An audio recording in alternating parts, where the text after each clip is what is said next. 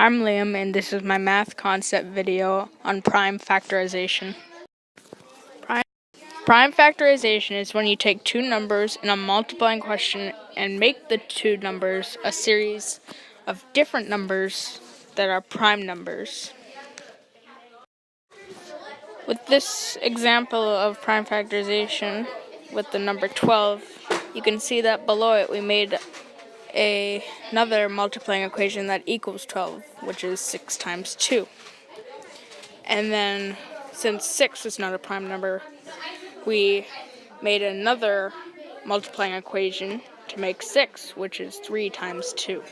And since we already had 2, and that is a prime number, we just brought it down beside the others. And that's how we came up with 3 times 2 times 2. That was my math concept video on prime factorization, and I hope you learned something.